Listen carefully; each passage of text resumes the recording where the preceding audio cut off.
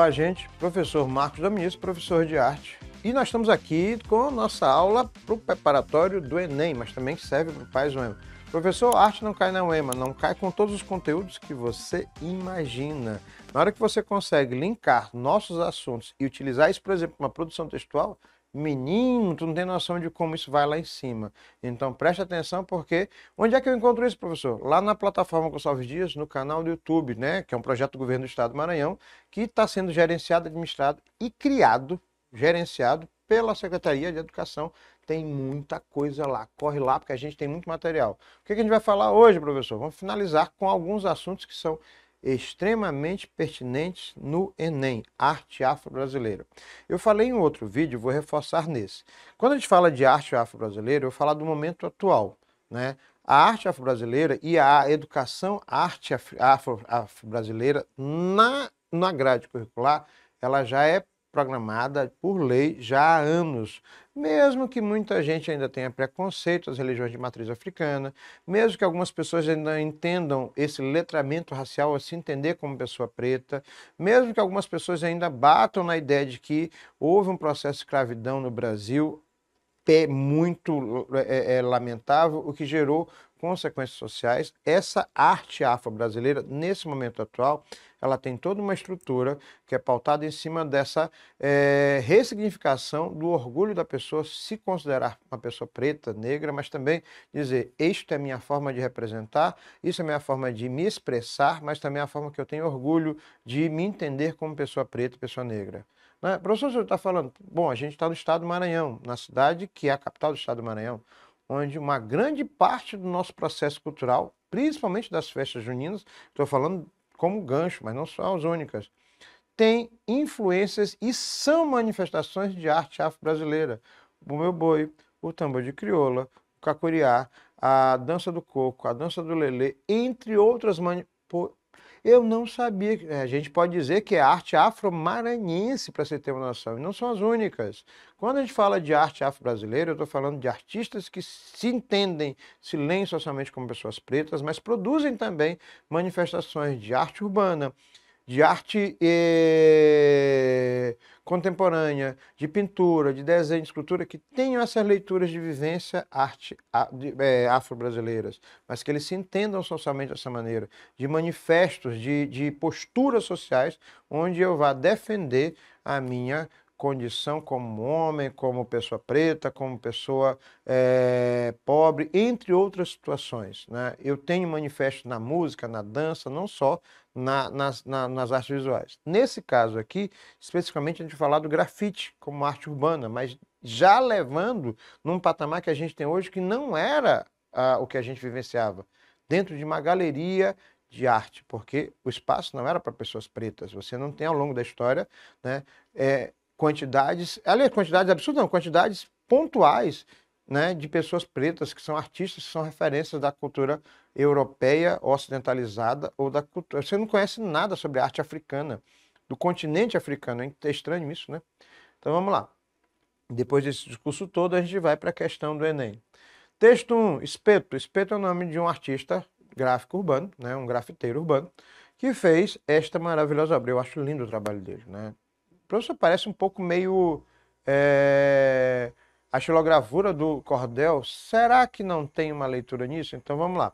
Eu vejo uma mulher com uma bacia na cabeça. Eu vejo uma pessoa preta com um facão na mão. Eu vejo um galo, uma igreja bem nordestina. Eu vejo uma criança com um olhar triste. Eu vejo esta pessoa preta com facão. Ei, peraí, mas me lembra muito a resistência, porque tem uma corrente. Será que era zumbi? Será que uma forma dele... Ou seja, já tem várias leituras deste grafite que ele vai fazendo. Texto 2. Paulo César Silva, Espeto, mais conhecido como Espeto, né? É um grafiteiro paulista envolvido com o skate e a música, manifestações de arte urbana do movimento também hip hop. Hip hop não é somente arte, movimento hip hop, movimento cultural que envolve arte, cultura, posturas políticas, posturas sociais, entre outras coisas.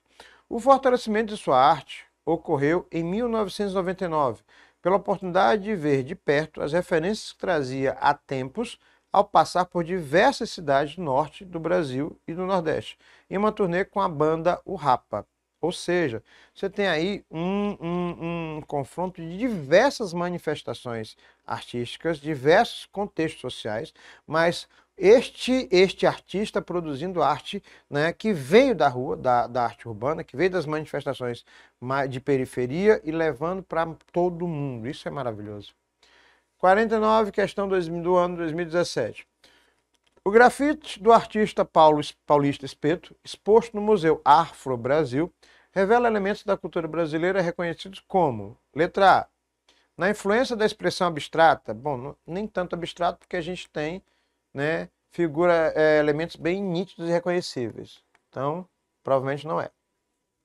Na representação de lendas nacionais, não entendi todos, mas eu acho que talvez todos sejam lendas nacionais. Vamos lá. Na inspiração das composições musicais, eu consigo fazer referência daquela imagem do grafite com músicas atuais.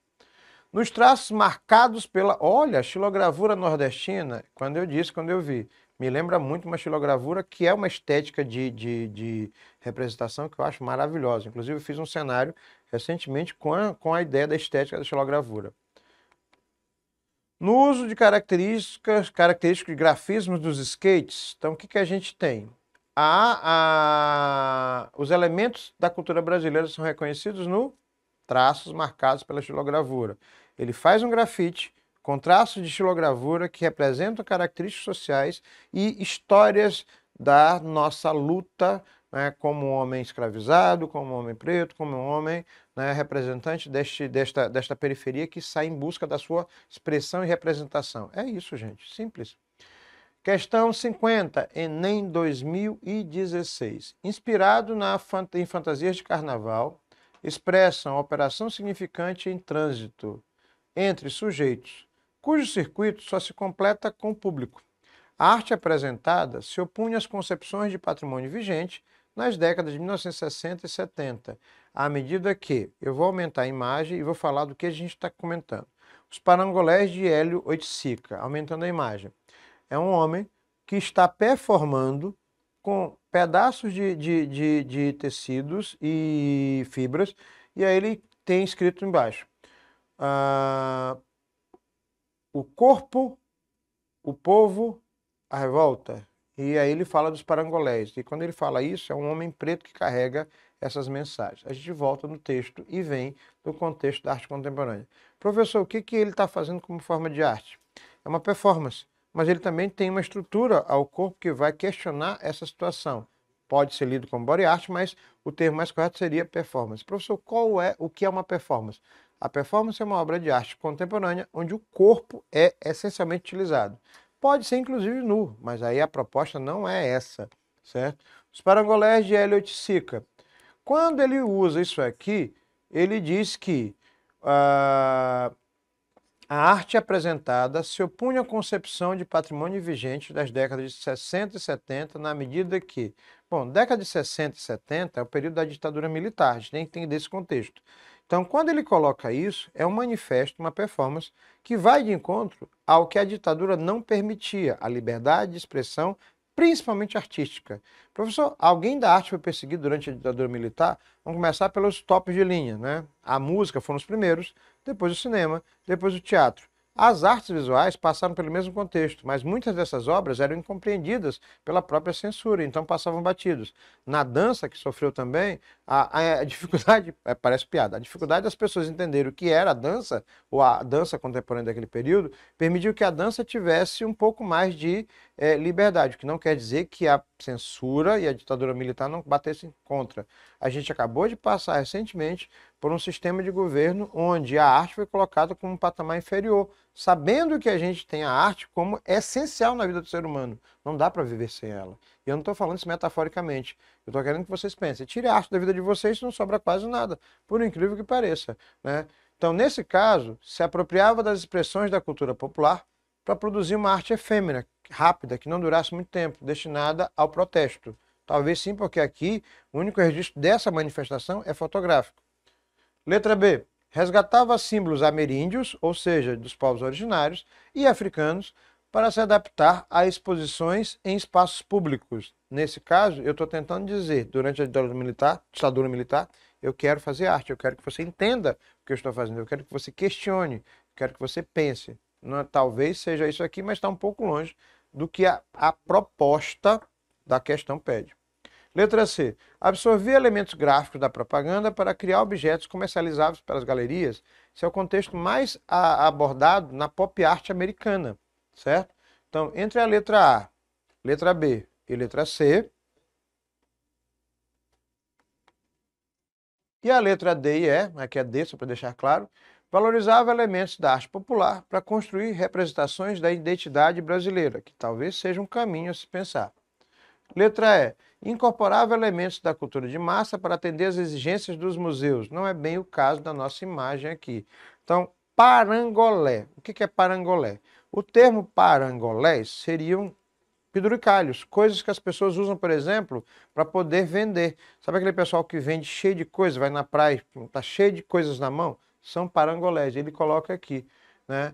O corpo, o corpo por a volta. E ele faz metáforas da situação e do contexto da época, sabendo que é ditadura militar. Então a resposta seria se apropriar das expressões da cultura popular para produzir uma arte efêmera. Só tem um registro disso aqui, que é aquela fotografia, destinada ao protesto. Eu estou protestando contra a falta de liberdade na década de 60 e 70, a ditadura militar, para me expressar. Eu estou falando isso como, pessoalmente, eu passei por isso nos últimos anos desse último governo, onde nós, como artistas, somos taxados por inúteis, quando, na verdade, nós produzimos e muito, inclusive financeiramente, para o sistema econômico do país. Questão 51. A obra Les Demoiselles d'Avignon, Cubismo, Vanguardas Europeias, início do século XX. Só para enfatizar, as vanguardas europeias, elas são muito trabalhadas no Enem, certo? Enem 2017. A obra Les Demoiselles d'Avignon, do pintor espanhol Pablo Picasso, é um dos marcos iniciais do movimento cubista. Essa obra filia-se também ao primitivismo, uma vez que sua composição recorre à manifestação cultural de um determinado grupo étnico, que se caracteriza por, para quem não entendeu, vou aumentar a obra aqui, ó. Les Demoiselles d'Avignon. Vamos traduzir a obra, o título da obra. As moças, as meninas, as mulheres da rua chamada d'Avignon, de Pablo Picasso. Você tem 5 mulheres. 2 delas têm máscaras africanas ali ao lado. Quando ele fala de primitivismo, ele está falando de uma forma eurocêntrica, europeia, de definir os povos africanos, que muitas vezes eram chamados de tribos. Por quê? Porque para os olhos europeus não pareciam civilizações e culturalmente eram inferiores. Olha que absurdo.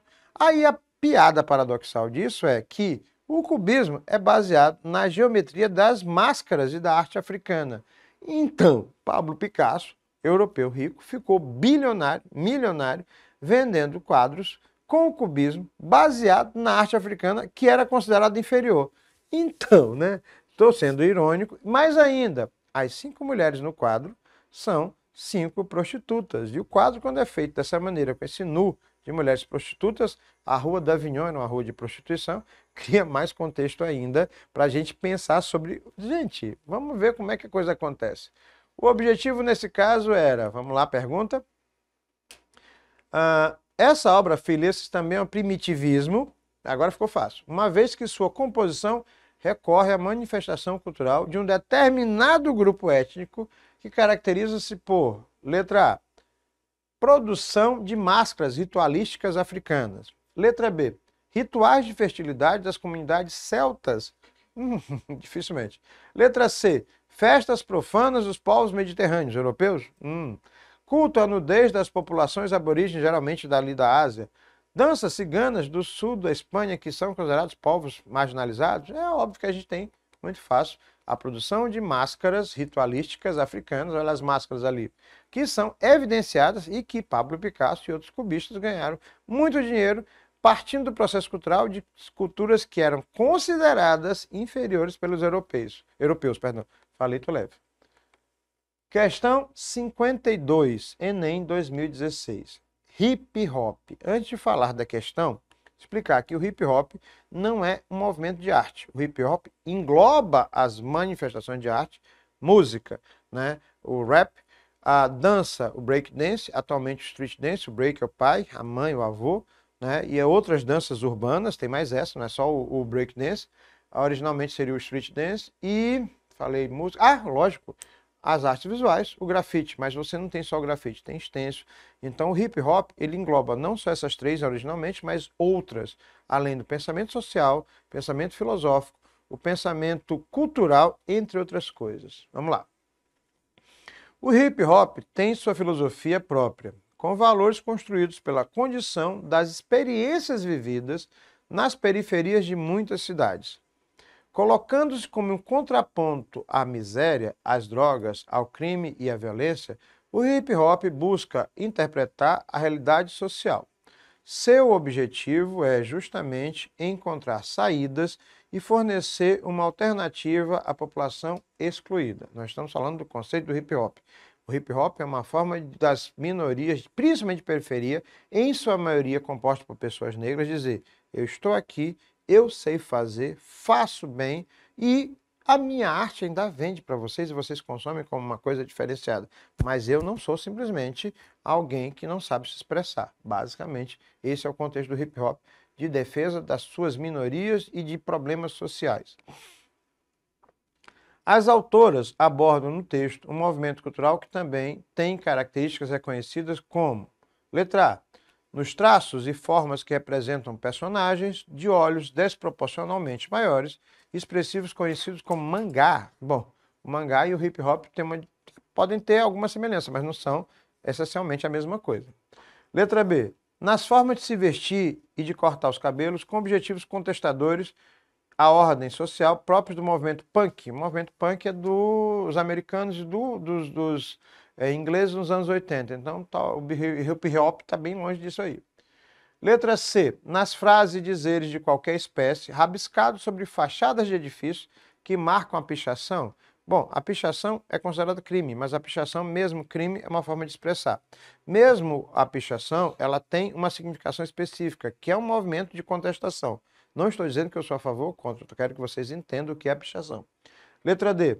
Nos movimentos leves e sincronizados com os pés, que deslocam o dançarino denominado moonwalk. Moonwalk é uma forma de dança pontualmente feita por um cantor dos anos 80, que faleceu nos anos 2000, acredito, 90, 2000, não lembro direito, chamado Michael Jackson. Então, é uma coisa pontual. Letra E. Nas declamações rápidas e ritmadas de texto, com alturas aproximadas, características do rap. Rap é a forma musical, uma das formas musicais mais conhecidas do hip hop. Então, vamos lá? Essa ficou fácil, né? Fazem parte do movimento hip hop o rap, o grafite, a arte urbana, as danças urbanas, né? Todo esse movimento cultural está faltando mais coisas, né? O teatro de rua, em alguns casos, tem essa puxada para o hip hop, entre outras coisas. Além de um sistema de moda, de signos, de referências, entre outras coisas. Questão 53. Enem 2011. Ainda do cubismo das vanguardas europeias, que é um dos assuntos queridinhos do Enem. O pintor espanhol Pablo Picasso, 1881-1973, um dos mais valorizados no mundo artístico, tanto em termos financeiros quanto em termos históricos, criou a obra chamada Guernica, ou Guernica, a pronúncia é o nome de uma cidade espanhola, em protesto ao ataque aéreo à pequena cidade basca de mesmo nome. A obra, feita para integrar o Salão Internacional de Artes Plásticas naquela época de Paris, percorreu toda a Europa, chegando nos Estados Unidos e instalando-se no MoMA, no Museu de Arte Moderna, né, americano, em Nova York, de onde sairia apenas em 1981. Essa obra cubista apresenta elementos plásticos identificados pelo... Está aqui a obra, para vocês terem noção, Guernica. E, professor, já vi essa obra no meu livro. Essa obra é muito presente em várias ilustrações de livros, de referências, tanto sociologia, filosofia, história, arte, entre outras, até geopolítica, certo? Guernica de Picasso, de 1937. Né? São pedaços de pessoas, pedaços de animais, em preto, branco e cinza, dessa visão de Picasso sobre a guerra civil da cidade de Guernica. Letra A. Painel ideográfico monocromático que enfoca várias dimensões de um evento, renunciando à realidade, colocando-se em plano frontal ao espectador. Bom, eu acabei de escrever o cubismo todo. É como se eu colocasse tudo num plano, desconstruísse, recortasse e colasse. Monocromático, preto, branco e cinza, uma variação de uma mesma cor. Que enfoca as dimensões de um evento, a guerra. Bom, praticamente já tenho a resposta, vamos ver o resto. Letra B. Horror da guerra de forma fotográfica. Fotográfica não, porque eu estou criando o efeito cubismo. Com o uso da perspectiva clássica, a única coisa que não tem perspectiva, que está tudo no mesmo plano, envolvendo o espectador nesse exemplo brutal de crueldade do ser humano, eu concordaria só com a última parte, o resto nada. Letra C. Uso das formas geométricas, cubismo, no mesmo plano, sem emoção e expressão, despreocupando-se com o volume, a perspectiva e a sensação escultórica. Bom, tem emoção, pode não ser o que eu imagino, mas tem. Tem expressão, então aí eu já tiraria de cara, porque aí já está fora do contexto total. Letra D. Esfacelamento dos objetos abordados na mesma narrativa, minimizando a dor humana a serviço da objetividade observada pelo uso do claro-escuro. Esfacelamento dos objetos abordados? Não, não é bem isso. Minimizando a dor humana? Não, nunca. Estou falando da guerra. Também aqui eu já cancelo. Letra E. Uso de vários ícones que representam personagens fragmentados bidimensionalmente de forma fotográfica. Bem, aqui já cancela. Então a gente tem a lógica, painel ideográfico monocromático, ou seja, eu tenho uma idealização da guerra num painel, num mural, de uma cor só, preto, branco e cinza, com variações monocromáticas, que enfoca as várias dimensões do evento, da guerra, renunciando à realidade, porque está tudo em forma cubista, colocando-se em plano frontal ao espectador para que a pessoa pare e olhe. Professor Marcos Dominici, professor de arte. A gente vai ficando por aqui, mas ainda tem muito material na plataforma com Salve Dias. Corre lá no YouTube que a gente está com tudo isso para vocês lá. Gente, um abraço. Fui!